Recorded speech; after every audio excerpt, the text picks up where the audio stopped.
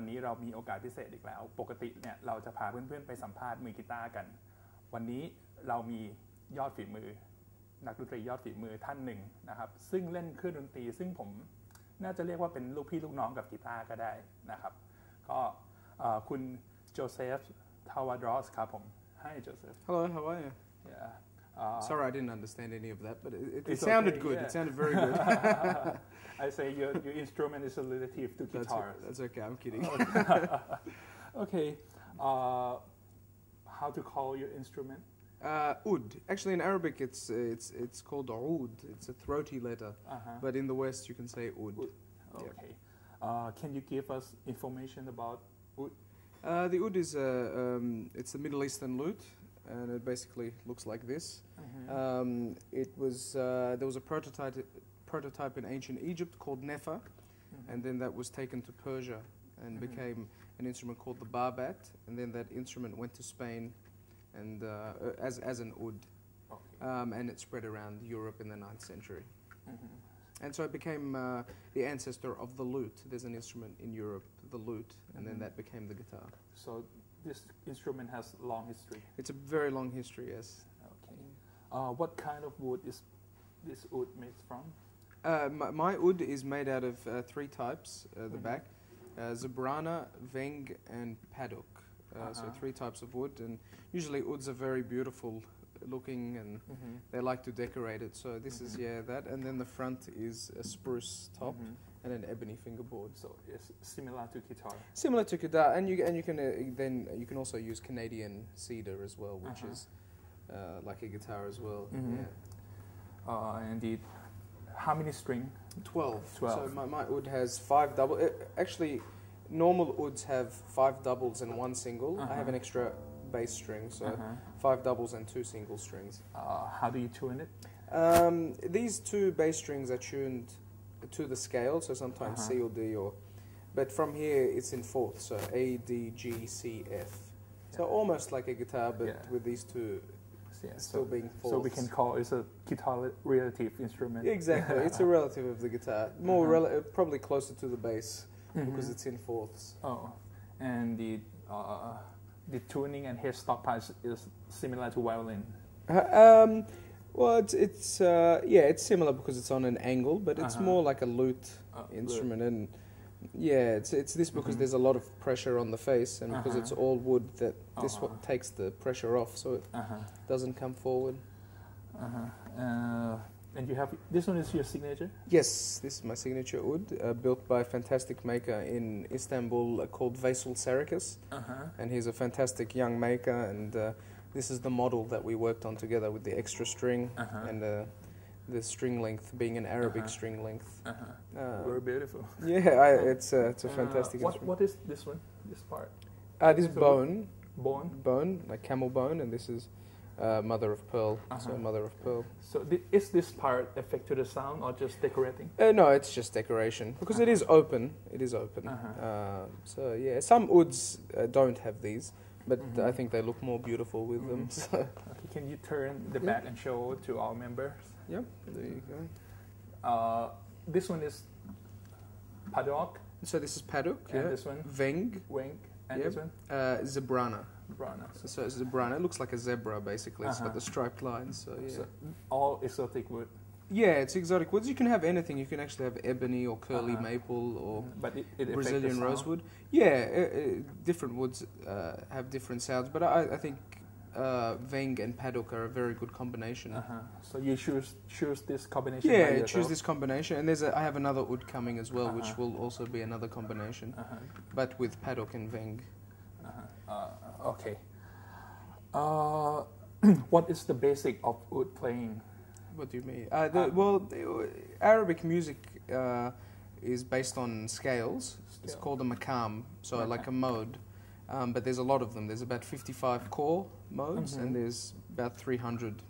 So that's a lot. Yeah, and they play quarter tones because the oud is a fretless instrument, so there's no frets. That you can play quarter tones, and is a very big part of Arabic music. So, for instance, a very important scale in the Middle East is called rast. So I'll give you an example of a quarter tone. So if I play for you the first 3 notes of the minor scale, sounds. so C, D, E flat. And if I play the first three notes of C major, so C, D, E. Now this scale rust, the third note, if you listen, is a quarter tone. So it'll be C, D, and a quarter tone. So it's in between the E flat and the E. So it gives like more like darker tone. Well, it's a very Middle Eastern sound.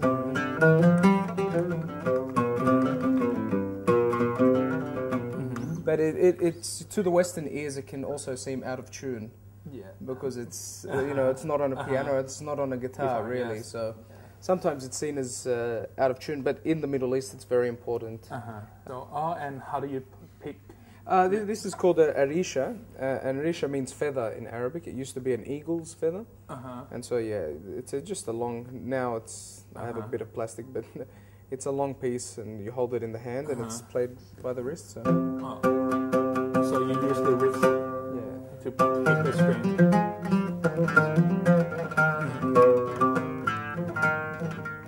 So you can. It's like wrist action.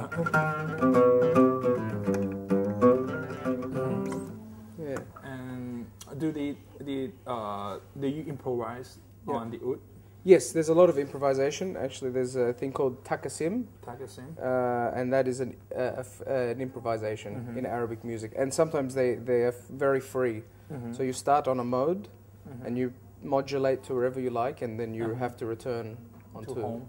Yeah, so to it's home exactly. exactly. To jazz music? No, it's not similar to. It's very modal. It's a modal improvisation. Jazz sometimes is pushed by chords. So the direction of your improvisation will be pushed by the chords, and finding combinations. Whereas this takasim is on a mode. Really, you're sticking to one chord, really. Chord one. If you need a chord, but usually it's a drone. Okay. And can you play chord on the oud? Yeah, you can, but very simple chords. It's not a chordal instrument. It's more a soloist. Yeah, more of a melodic instrument. You can,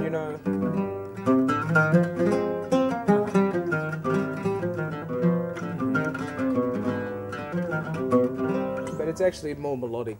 It's a more melodic instrument. Yeah. And Arabic music actually doesn't have much harmony. It's just one line.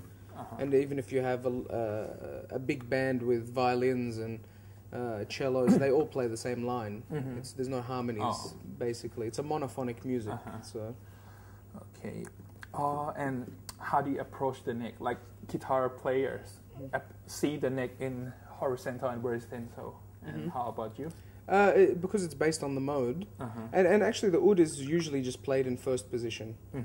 That's where its sweetness is, but of course you can play in the high register, but traditionally it is in first position, and depending on the mode. So there's not, I see it more as shapes on the oud, the shape of the mode, but it's just according to what mode you're going to play. But I don't really split up the neck into anything. No. And you have to tune the together. Yeah, they're in unison. So both of them are in unison. So it gives it a rounder sound. And the two bass string. Yep. You have to tune to the mode. To the mode. Actually, this one I've had it wrong, so I have to. So it's just.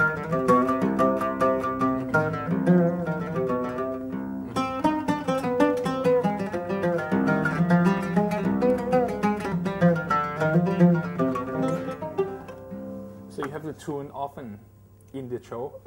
Depending on what piece, but yeah, usually between a few scales. And what is the identity of Arabian music? The identity? It's a tough question, that one. That's a big one. I think with the stuff that I do, I think the oud has a very Arabic sound. So when someone hears it, they can take it to the Middle East. But what I try and do, I try and mix it up with other instruments and create a certain repertoire for it which everyone can accept. And that's basically my idea, is collaboration and finding a good meeting point with people. So so I hope that its identity can fit in everywhere, Uh-huh. and that's what I'm working with anyway. So, and when you blend like ethnic instrument and native music to the other genres of music, do you have any problem? Or what is the idea when you put it all Well, together? I compose the music, so I would have to have done my research, and I have to know a lot about the other music, because there's no point to just making something up when you have no understanding.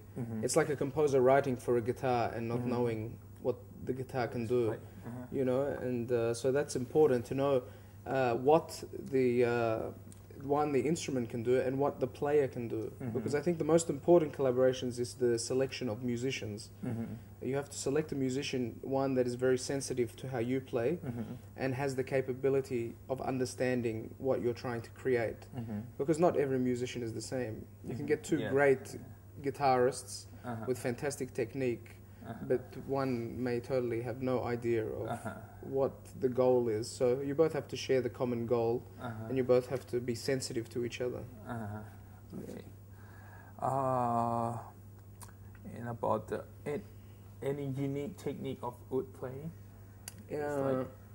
No, the oud is great in that there's no really set school. There's really three schools: the Iraqi, the Turkish, and the Egyptian. But within that, people have their own technique. It's really not there's no real set technique. So I have a very different technique to a lot of other players, and that's the great thing about the oud, is that even in the old days you can have oud players living in the same region at the same period, but totally playing in a different style. But there's something, I guess the scales ground it all together. So that's the great thing about this music, is that there's a real growth to it, and it doesn't stay the same. And there's all different types of techniques and styles. Yeah. So okay, and you're also working for the movie and documentary score, right? Yeah. Is it different from compose your own music? No, it's good, because with the films and documentaries, the emotional content is given to you. The idea is given to you, and it's the way you react to vision. It's what you can create with music from what you see, and hopefully connect with that, or arouse someone else's emotion with it. So that's what I like about films and documentaries, is that you can create something by, you can create a story, and you can create a certain emotion, and you can add so much to what is being displayed on the screen. Yeah. Okay. And about your album, The Hour of Separation. Yes. There was many masterclass jazz player playing with you. Yeah.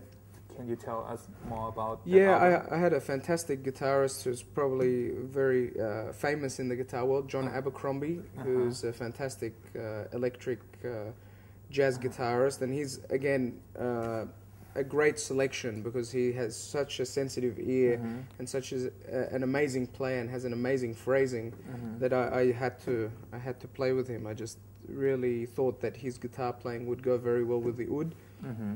And then I was very lucky to have John Patitucci on bass come along, which was a real honor. And then Jack DeJohnette, who's of course, you know, probably the best jazz drummer of all time, to come and join me on the album. So I had three masters, and all surrounding the oud, and my brother of course was on the album. So I was very lucky to be able to have that privilege to play with them and to create an album with them. So yeah. And all of them play like in your articulation, your style. Again, it's finding people that are suitable, and people that can want to learn about the music, because these players have actually learned about what they want to do, and they know what I want to create, and they do such a great job, and that's why they are who they are, because they could do it so well. And I was very happy with the final product, and of course we worked very hard on it together, and it was an honor for them to be playing my music. I never thought that I would have John Abercrombie, Patitucci, and DeJohnette playing on an album of mine, so it was such an honor. Yeah. And do you have any problem, like you as you say, you play a lot of quarter tones on Arabian music and oud, and when you mix it all with like the other instrument, which is not have the quarter tone, Are there any problem? Well, see, that's the thing. I don't do that. There's no point in doing that. You have to choose things again that are suitable to the players. I know that the guitar can't play quarter tones, so I don't give him quarter tones. You know, and I know the double bass. So it's about being very suitable and knowing what the player can do. Of course, I can use quarter tones in my solo, or I can use it somewhere which fits in with the music, but not to play together. And because again, the quarter tone is actually a feeling as well. So you have to have that feeling, and you only get that by living in the Middle East and knowing the note and really feeling it. So if you can't feel it, there's no point in giving it to someone who won't understand it. So it's important to know what people can understand and what they can relate to and how they can mix it all together. So selection and choice and sensitivity is the main idea. Okay.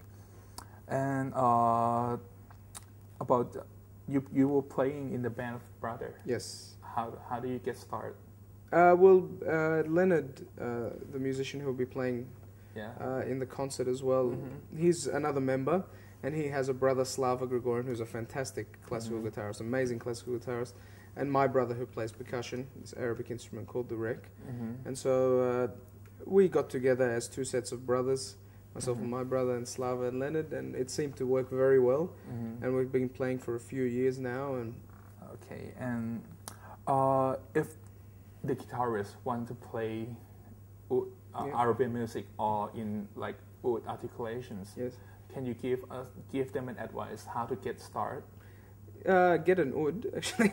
No, but it's listen a lot. You have to listen a lot. I think if you listen to anything, then you start to learn, and it starts to be certain phrasing. Like when I did the project with John Abercrombie, I was listening to a lot of his stuff. I understood how he phrased sometimes, and so it's about just listening and enjoying it, and trying to find the musician to find themselves within the music. There's no point to try and create something that won't fit emotionally with you. That's my point of view anyway. So it's about taking elements from other cultures or other places and putting them into your music and putting them into your expression. Because for instance, if I went and took a Chinese piece and I played it on the oud, that would make no sense to me. Unless I have an emotion. I take the things which I think are emotionally acceptable to me and things which will help me express myself better, and that's how I go about it. I think it's about taking what you can and adding it to yourself. Okay. And any suggest oud player?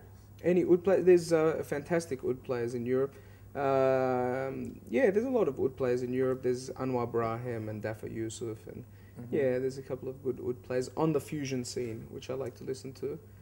But in the old traditional sense, you have players like Egyptian players like Riyad al-Sumbati, Farid al-Atrash, and you know, many great players, Muhammad al-Kasabji. So these are really great classical players people can listen to. And of course, with the internet now, it's all available. You know, all you have to do is type in a search, and 100 videos come up. So it's very lucky now. I think it's much easier to learn. Okay, and the last one. And what is the most important thing that musician not pay attention to? Yeah, I think the most important thing for a musician is to listen and to use their ears. I think that's the most important, because and to be sensitive. It's about listening and being sensitive to the other member in the ensemble. I think that's the most important thing, because I although it's a very simple message, I think it's very important. You know, you can play with people and they have no sensitivity to the other person around them. You know, you can play an improvisation. The improvisation is 15 minutes long, which means that they forget there's someone else in the band. You know what I mean? So you have to be sensitive, and I think you have to listen and pick up on the vibe, if it's correct, if it seems to be working, and not to use the whole language. You know, you have a vocabulary, don't use it all at once. Save something. Yeah. Okay. Thank you very much. Well, thank you very much. Thank you for having me. โอเคก็นะครับหวังว่าคงจะสนุกกันนะครับกับการทำความรู้จักกับเครื่องดนตรีใหม่ๆนะครับก็ญาติกับกีตาร์นะครับก็ต้องขอบคุณ AMI แล้วก็สถานทูตออสเตรียมาด้วยนะครับในที่นี้นะครับแล้วก็เดี๋ยวเราจะลากันไปด้วยเพลงสักเพลงจากคุณโจเซฟครั